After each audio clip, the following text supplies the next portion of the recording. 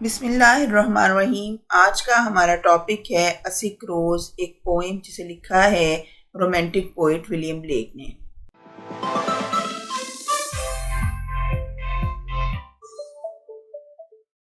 Let's no a little bit about the poet William Blake. William Blake 1757 को पैदा हुए और 1827 में उनकी डेथ हो गई। वो एक इंग्लिश पोएट, पेंटर और प्रिंट मेकर थे। उनकी ज़िंदगी के दौरान उन्हें ज़्यादा शोहरत नहीं मिली।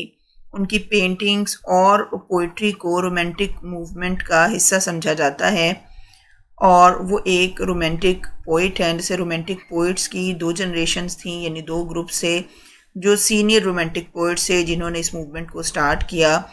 उनमें विलियम वर्ड्सवर्थ, कॉलरिज और विलियम ब्लेक थे। विलियम ब्लेक का सबसे फेमस वर्क ऑफ पोइट्री है songs of innocence and song of experience, जिसका सबटाइटल है the two contrary states of human soul, क्योंकि इसमें इंसानी रूह के दो मुतज़ाद यानी डिफरेंट एस्पेक्ट्स को डिस्कस किया गया है। सॉन्ग्स ऑफ इनोसेंस में नॉर्मली ऐसी पोइम्स हैं जिसमें इंसान के करैक्टर की इनोसेंट, सॉफ्ट और काइंड साइड को प्रेजेंट किया गया है, जबकि सॉन्ग ऑफ एक्सपीरियंस में इसके कंट्रेरी इंसान की क्रूअल, स्ट्रॉन्ग साइड को प्रेजेंट किया गया है। जैसे कि सॉन्ग ऑफ इनोसेंस में एक पोइम है लैम, और उसी के रिस्पॉन्स में सॉन्ग्स ऑफ एक्सपीरियंस जो सेकंड पार्ट है उसमें पोइम है tiger. So songs of innocence में जो पोइम्स हैं उनके काउंटर पार्ट्स या उनकी कॉम्प्लीमेंट्री पोइम्स लिखी गई हैं सॉन्ग्स ऑफ एक्सपीरियंस में। अ सिक रोज़ सबसे पहले 1794 में विलियम ब्लेक की book songs of innocence and experience में पब्लिश हुई थी। It is one of William Blake's best known poems. और इस पोइम के स्ट्रक्चर की अगर बात करें तो इस पोइम को दो हिस्सों में डिवाइड किया गया है, यानी इसमें दो स्टैंजाज हैं और हर स्टैंजा जो है वो 4 लाइन्स का है। यानी इस पोइम में 2 क्वार्टरेन्स हैं, क्योंकि 4 लाइन स्टैंजा को क्वार्टरेन कहा जाता है।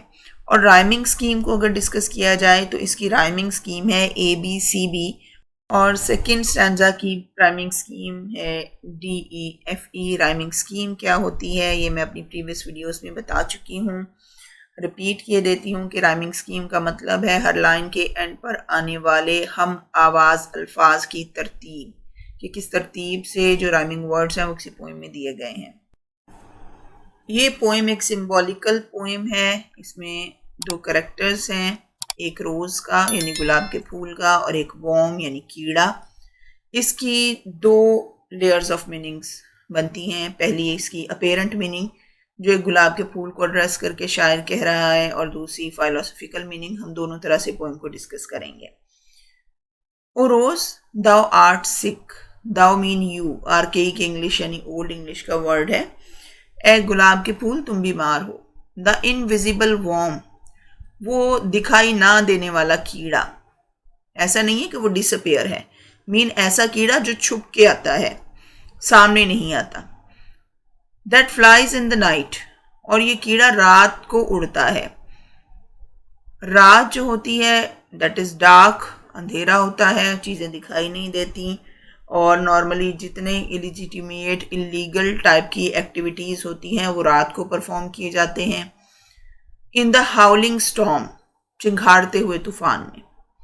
तो इन 4 लाइन्स में जो पोइट हैं वो रोज़ को मुखातिब करके कह रहे हैं कि तुम बीमार हो, और बीमारी की वजह कौन है? वो कीड़ा जो छुपकर रात के वक्त में उड़ता हुआ आता है चिंघाड़ते हुए तूफान में। तो rose represent a lady, a woman, and the worm represents a secret lover. Has found out thy bed, उसने तुम्हारे बिस्तर को ढूंढ लिया है। दाई मीन योर, ये भी आर्केइक यानी ओल्ड इंग्लिश का वर्ड है। ऑफ क्रिम्जन जॉय, क्रिम्जन का मतलब होता है रेड।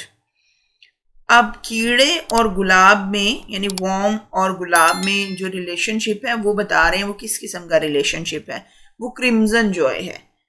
अच्छा, अब बंदा ब्लश कब करता है? ये जो क्रिम्जन वर्ड है ये क्योंकि सुर्खी को रिप्रेजेंट करता है, तो शर्मिंदगी की वजह से, शर्म की वजह से, ओवर एक्साइटमेंट की वजह से जो होता है ह्यूमन बींग्स वो ब्लश करते हैं। गुलाब तो वैसे ही सुर्ख होता है, तो वो सिंबॉलिकली कह रहे हैं कि वॉर्म का और रोज का जो रिलेशनशिप है ना वो क्रिम्जन जॉय है, mean a joy which can bring shamefulness, which can bring embarrassment. तो ये ऐसा ताल्लुक है जिससे शर्मिंदगी, गिल्ट और इंसल्ट या डिफेम आएगा।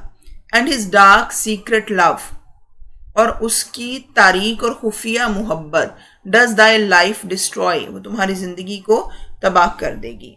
अच्छा, लव इज नेवर डार्क और it can not be secret. If a love relationship is secret, it is not actually love, it is lust. तो डार्क कौन सी चीज़ें होती हैं, तारीकी जो होती है वो हमेशा ईवल को रिप्रेजेंट करती है। Mean if a relationship is dark, it means it is evil. If a relationship is secret, it means it is evil. It is not good. It will bring defame. It will corrupt the human beings or the other passions of human beings. It can destroy the life. तो जो poet हैं वो actually रोज को यानी कि एक women को address करके उसको बता रहे हैं कि तुम बीमार हो, mean you are not happy. अब बीमारी की वजह जो है वो किसी इंसान के साथ जो कि खुल के सामने नहीं आता, एक हिडन रिलेशनशिप है। और ऐसे जो हिडन रिलेशनशिप्स होते हैं वो ज़िंदगी को तबाह कर दिया करते हैं और वो खुशी का बायस नहीं बनते। अगर वो टेम्परेरी जॉय जो है वो आपकी ज़िंदगी में लाते भी हैं तो ये जो जॉयफुलनेस है ये अल्टीमेटली एट द एंड जो है वो एम्बैरेसमेंट का बायस बनती है, गिल्ट और डिफेम का बायस बनती है। So that was the poem. I hope कि आपको समझ में आ गई होगी। If you have any questions you can ask me in comment section. अगर आपको वीडियो पसंद आई हो तो लाइक करें, सब्सक्राइब करें और बेल आइकन को प्रेस करें।